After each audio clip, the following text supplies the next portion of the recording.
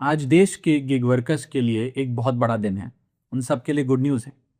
और good news ये है कि सेंट्रल गवर्नमेंट के हस्तक्षेप के बाद क्विक कॉमर्स कंपनीज जैसे कि ब्लिंकिट एटसेट्रा अब 10 मिनट में डिलीवरी की जो ब्रांडिंग है वो हटाएंगी।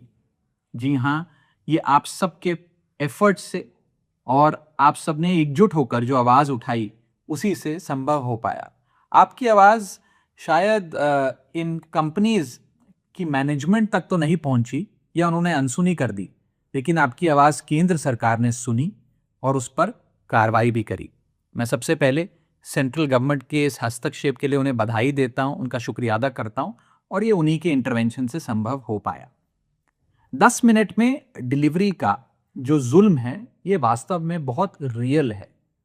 जब डिलीवरी राइडर की यूनिफॉर्म पर, उसकी टी शर्ट जैकेट पर 10 मिनट की डिलीवरी का प्रॉमिस छपा हो या उसके बैकपैक पर 10 मिनट में डिलीवरी का वादा लिखा हो, साथ ही साथ कस्टमर के मोबाइल स्क्रीन पर टाइमर चल रहा हो, तो ये 10 मिनट में डिलीवरी का जो प्रॉमिस है ये बहुत रियल, कांस्टेंट और डेंजरस, खतरनाक हो जाता है।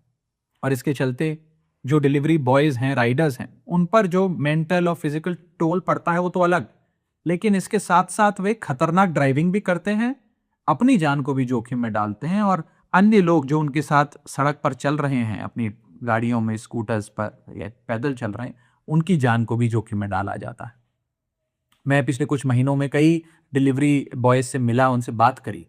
उनमें से अधिकतर लोग अंडरपेड हैं, ओवरवर्क्ड हैं और एक अनरियलिस्टिक प्रॉमिस, ये 10 मिनट में डिलीवरी के इस अनरियलिस्टिक प्रॉमिस के प्रेशर को बहुत मुश्किलों से झेल रहे हैं।